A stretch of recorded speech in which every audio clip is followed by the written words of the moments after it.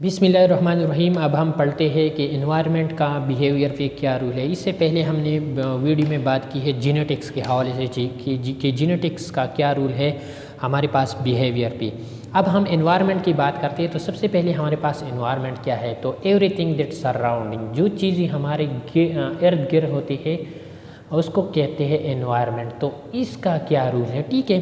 तो साइंटिस्ट ने बिलीव किया कि एनवायरनमेंट का भी इस पर बिहेवियर पे रूल है और साथ साथ जेनेटिक्स का भी उन्होंने रूल है। सबसे पहले उन्होंने कहा कि जो पर्सनैलिटी डेवलपमेंट होती है, जो पर्सनैलिटी होती है, जो बिहेवियर होती है, उसके जेनेटिक्स का भी उस पर असर होती है और इसके साथ साथ प्लस एनवायरनमेंट का भी उस पर असर होता है। लेकिन उसका मतलब ये है कि कभी कभार जेनेटिक्स का ज़्यादा रूल होती है और कभी कभार एनवायरनमेंट्स का, ठीक है। जेनेटिक्स का अगर ज़्यादा हो तो एनवायरनमेंट का कम, और अगर जेनेटिक्स का कम हो तो एनवायरनमेंट का ज़्यादा, और कभी कभार दोनों का होता है, ठीक है। उन्होंने कहा एक वर्ड उन्होंने यूज़ किया है कि heredity determine the potential of the child. Heredity हमारे पास क्या है कि जो चाइल्ड की जो पोटेंशियल होती है ये उसके हेरिडिटी की वजह से होती है, ठीक है। और एनवायरनमेंट के वजह से उसका एक चीज़ होता है, उसको कहते हैं एक्सटेंट।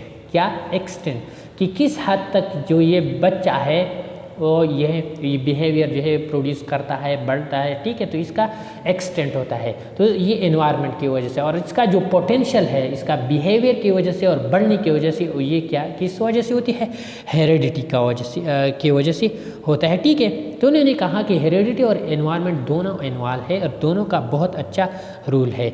उन्होंने कहा कि हेरिडिटी रिस्पॉन्सिबल है कौन सी चीज़ों के लिए, तो हेरिडिटी हमारे पास जो रिस्पॉन्सिबल है उसमें बहुत सी चीज़ें हैं।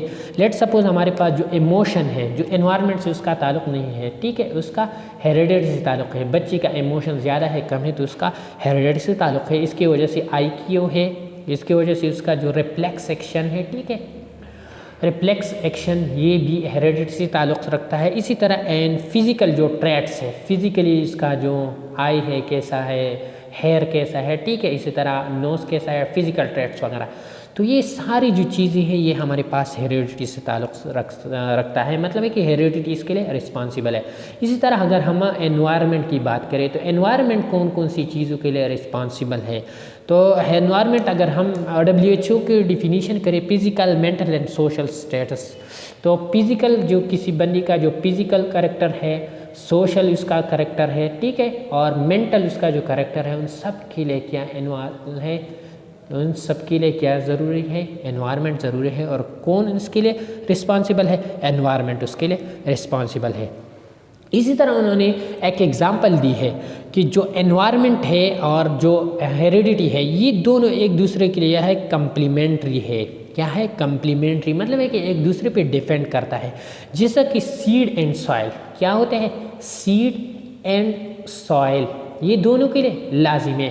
तो इसी तरह उन्होंने कहा कि हमारे पास जो सीड है, हेरिडिटी है, उसका मिसाल क्या है, उसका मिसाल है सीड, और जो हमारे पास सॉइल है उसका मिसाल है एनवायरनमेंट। तो ये दोनों हमारे पास किस चीज़ के लिए लाजमी है, बिहेवियर, मतलब है कि अगर हमारे पास जो फसल होता है तो इसके लिए सीड भी चाहिए और सॉइल भी चाहिए। इसी तरह बिहेवियर के लिए हमारे पास सीड भी चाहिए, बिहेवियर के लिए हमारे पास हेरिडिटी भी चाहिए और एनवायरनमेंट भी चाहिए।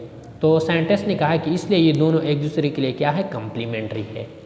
इसके अलावा साइंटिस्ट ने ये कहा है कि हेरिडिटी हमारे पास क्या है, रॉ मटेरियल है। क्या है, हेरिडिटी एक रॉ मटेरियल है। हम जब कोई चीज़ बनाते हैं तो सबसे पहले हम इसके लिए रॉ मटेरियल लाते हैं। तो ऐसा कहते हैं कि जब बिहेवियर हम बनाते हैं किसी बंदी का तो इसके लिए हेरिडिटी क्या है, ये उसकी रॉ मटेरियल है। और फिर जब हम मैन्युफैक्चरिंग करते हैं, क्या है, मैन्युफैक्चरिंग करता है, जब कोई चीज़ बनाते हैं तो ये कोई जगह में बनाएंगे तो ये मैन्युफैक्चरिंग जो है ये उसकी क्या है, एनवायरनमेंट है। ये क्या है, एनवायरनमेंट है, ठीक है। तो हेरिडिटी हमारे पास रॉ मटेरियल और मैन्युफैक्चरिंग क्या है, एनवायरनमेंट हो गया। तो ये दोनों चीज़ें बहुत ज़्यादा इम्पोर्टेंट है एक दूसरे के लिए, ठीक है। उन्होंने एक एग्ज़ाम्पल दी है और बहुत इम्पोर्टेंट एग्ज़ाम्पल है। उन्होंने कहा अगर हमारे पास 2 ट्विन्स है, क्या है, 2 ट्विन्स है, या हमारे पास जो है टू आइडेंटिकल ट्विंस है, उसका मतलब है कि हेरिडिटी सेम। क्या है? हेरिडिटी सेम है एंड डिफरेंट एनवायरनमेंट, और ये दोनों आपने डिफरेंट एनवायरनमेंट में जो है डिफरेंट एनवायरनमेंट उनको प्रोवाइड किया। तो हेरिडिटी यहाँ सेम हो गया लेकिन एनवायरनमेंट डिफरेंट हो गया, तो ऑटोमेटिकली क्या होंगी? बिहेवियर डिफरेंट होगी, बिहेवियर डिफरेंट होगी। ठीक है। उन्होंने एक और बात की, इसी तरह अगर डिफरेंट एनवायरनमेंट है, क्या है? डिफरेंट एनवायरनमेंट, एनवायरनमेंट फिर से डिफरेंट है, ठीक है, लेकिन आपने ऐसा किया कि जो हेरिडिटी मतलब है कि हेरिडिटी भी फिर से डिफरेंट किया, हेरिडिटी भी आपने डिफरेंट किया,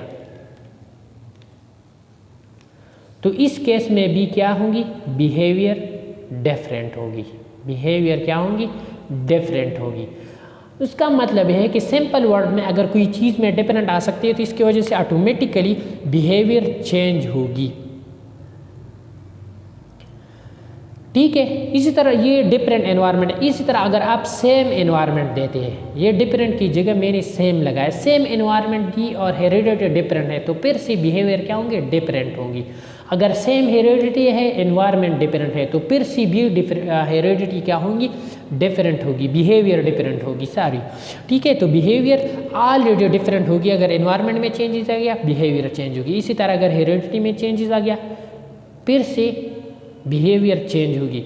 अगर आप एक चीज़ सेम उसको प्रोवाइड करें, ठीक है, तो उसका मतलब है कि दोनों एक दूसरे के लिए कम्प्लीमेंट्री है और दोनों एक दूसरे के लिए ज़रूरी है। फिर इसके बाद हम आते हैं ट्विन स्टडी की तरफ। अब साइंटिस्ट जो है इसके बारे में सिमिलरिटीज़ और डिफरेंसेस देखते हैं, ठीक है। तो उसमें सबसे पहले आते हैं मोनोजाइगोटिक ट्विंस। क्या है मोनोजाइगोटिक? मोनोजाइगोटिक ट्विंस उसको कहते हैं जब एक एग हो, क्या हो? एक एग हो। इसको दूसरा नाम कहते हैं आइडेंटिकल ट्विन। क्या कहते हैं उसको? आइडेंटिकल ट्विन कहते हैं। एक एग आ गया, ठीक है, और दो स्पर्म आ गया, दो क्या हो गया? स्पर्म, और इससे दो बच्चे पैदा हो गए, दो बच्चे, तो ये है आइडेंटिकल ट्विंस या उसको मोनोजाइगोटिक, क्योंकि उसका एक जाइगोट है और मतलब ये है कि एक ही एक से ये दोनों बन गया, ठीक है। या सॉरी, एक ही स्पर्म आ गया लेकिन इससे दो चीज़ें बनी, लेकिन वन एक से बना गया। और दूसरा जो है डाइजाइगोटिक, उसको प्रेटर्नल ट्विन भी कहते हैं। क्या कहते हैं उसको कहते हैं प्रेटर्नल ट्विन। और इसमें होते हैं कि एक एग नहीं, दो एग आते हैं और इसी तरह हमारे पास ये स्पर्म आता है दो, और ये दो बच्चे पैदा होती है लेकिन दो डिफरेंट एग से, तो उसको कहते हैं प्रेटर्नल ट्विन या उसको कहते हैं डाइजाइगोटिक ट्विंस, ठीक है। तो ये है ट्विन स्टडी। अब थोड़ा सा हम एग्जाम्पल की तरफ आते हैं। तो एग्जाम्पल में हमारे पास लेट सपोज दो बंदे हैं। क्या है? दो बंदे हैं। एक का नाम है जेनिफर और दूसरा का नाम है कैरन। क्या है? जेनिफर और कैरन, ठीक है। ये दूसरे अगर सेम आइडेंटिकल ट्विन हो तो ये बिल्कुल सिमिलर होंगी, लेकिन फिर एनवायरनमेंट की चेंजेस की वजह से उसके बिहेवियर में चेंजेस आएगी। इस तरह अगर जेनिफर और कैरन जो है ये पैटर्नल ट्विन्स है, मतलब ये कि एनवायरनमेंट उनको सेम मिला लेकिन डिफरेंट इनहेरिटेंस है, तो फिर भी उसका बिहेवियर क्या होगी? चेंज होगी, ठीक है। ऑलरेडी हमने पढ़ा। तो ये दोनों है, तो इसके लिए अगर लेट सपोज हम एग्जांपल देंगे, उसके लिए एक ओबेसिटी का क्या है? उसका जीन आ गया है। क्या है? ओबेसिटी का जीन आ गया है। तो ओबेसिटी का जीन आ गया तो इसमें एडिपोज जो सील है वगैरह ये ज़्यादा होंगी, और इसी तरह उसमें एपेटाइट भी ज़्यादा होंगी ताकि उसको खुराक ज़्यादा मिले, खुराक ज़्यादा खाएंगी, और इस तरह उसका जो थायरॉक्सिन हार्मोन है वो कम सीक्रेट होंगी, तो इसकी वजह से उसमें क्या होंगी? डिफरेंट ये चीज़ें होंगी, इसके वजह से उसमें ओबेसिटी ज़्यादा होंगी। क्या होंगी? ओबेसिटी ज़्यादा होगी। तो ये डिफरेंट हार्मोन की वजह से और ये डिफरेंट जो केमिकल्स वगैरह उसकी वजह से उसको ओबेसिटी होंगी। लेकिन अब यहाँ हम आते हैं एनवायरनमेंट की तरफ। कौन सी चीज़ की तरफ? एनवायरनमेंट की तरफ। लेट सपोज ये दोनों जो है बंदे हैं, एक है जेनिफर और दूसरा जो है वो कैरन है। दोनों लेट सपोज पैदा होगी और दोनों के लिए ओबेसिटी का मतलब है कि जीन है, दोनों को ओबेसिटी का चांसेस है। लेकिन लेट सपोज ये जेनिफर जो है ये एक ऐसी एनवायरनमेंट में पैदा हुआ जो हमारे पास अच्छा एनवायरनमेंट हो। क्या है? अच्छा एनवायरनमेंट है। जेनिफर, यह मतलब है कि वेल्दी फैमिली में है। कौन सी फैमिली में है? वेल्दी फैमिली में है। तो फिर उसको क्या मिलेगा? उसको मिलेगा वेजिटेबल। क्या मिलेगी? वेजिटेबल मिलेगी। और फैटी जो खुराक है उससे उसको जो है मतलब है कि फैटी जो फूड है उससे अपने आप को रोकेगा, मतलब है कि फैटी फूड नहीं खाएगा। इसी तरह ये जो है शुगर नहीं खाएगा, ठीक है, ये वेल्दी फैमिली से ताल्लुक़। ये लेंटिल्स वगैरह खाएगा, ठीक है, वेजिटेबल खाएगा। और शुगर जो है इसको क्रॉस हो गया, ये नहीं खाएगा। फैट्स जो है ये भी वो नहीं खाएगा, मतलब ये कि घी नहीं खाएगा, ये जो है ऑयल जो है वो खाएगा। और इसी तरह फ्रूट्स वगैरह ये जो है ये खाएगा, फ्रूट्स ये हमारे पास ये खाएगा। और ये जो स्वीट पोटैटो है, स्वीट जो है ये डिफरेंट स्वीट्स वगैरह ये नहीं खाएगा। मतलब ये कि प्रॉपर एनवायरनमेंट है, जो चीज़ उसको अच्छी चाहिए वह ये खाते हैं। और जो चीज़ें वो मतलब अवॉइड करना चाहते हैं तो वो अवॉइड करते हैं। और इसके साथ साथ ये जिम जाता है एक्सरसाइज के लिए। तो अगरचे उसकी जीन में, उसके हेरिडिटी में ओबेसिटी की जो जीन है वो मौजूद है, ठीक है, ओबेसिटी की जीन मौजूद है, लेकिन फिर भी ये ओबेस नहीं होगा क्योंकि फूड और जो लाइफस्टाइल है वो उन्होंने चेंज किया है, एक्सरसाइज करता है, तो ये एनवायरनमेंट की वजह से उसका बिहेवियर चेंज है। इसी तरह अगर हम दूसरा जो बंदा है, हमारे पास जो कैरन है, क्या है? कैरन है। ये बंदा बेचारा पुअर फैमिली में पैदा हुआ, तो उसका जो फूड हैबिट ये बिल्कुल डिफरेंट है। ये लिपिड फूड खाता है और इसी के साथ साथ ये जो है वेजिटेबल वगैरह उसको नहीं मिलता, शुगरी फूड खाता है, फ्रूट वगैरह उसको नहीं मिलता, ठीक है। और एक्सरसाइज के लिए भी उसके साथ कोई ऐसा फैसिलिटी वगैरह ना हो, ठीक है, तो ऑटोमेटिकली ये क्या होगा? ये कैरन बंदा जो है बेचारा ये ओबेज होगा। और ये जो जेनिफर है ये बिल्कुल अच्छी तरीके से हेल्दी होगा। अब दोनों की जीन सेम है, दोनों की ओबेसिटी का जीन है, ठीक है। एडिपोसिल दोनों में, एपिटाइट की, थायरॉक्सिन के डिफरेंट हार्मोन्स वगैरह दोनों की सेम है, लेकिन एनवायरनमेंट दोनों का डिफरेंट हो गया। जब एनवायरनमेंट डिफरेंट हो गया तो दोनों की जो बिहेवियर है वगैरह, तो ये सब कुछ क्या हो गया? चेंज हो गया। तो इससे पता चला अगर एनवायरनमेंट डिफरेंट होती है तो इसके साथ बिहेवियर चेंज होता है, ठीक है। इसी तरह अगर आप जेनेटिक मटेरियल हेरिडिटी चेंज करते हैं तो इसके साथ भी है बिहेवियर चेंज होगा। अगर आप बंदे को प्रॉपर एक जैसे एनवायरनमेंट प्रोवाइड करें, ठीक है। तो ये थी जेनेटिक या बायोलॉजी एंड बिहेवियर की चैप्टर। इसी के साथ ये चैप्टर ख़त्म हो गया। बराए मेहरबानी हमारा चैनल जो है सब्सक्राइब करें, वीडियो को लाइक करें, शेयर करें। थैंक यू, अस्सलाम।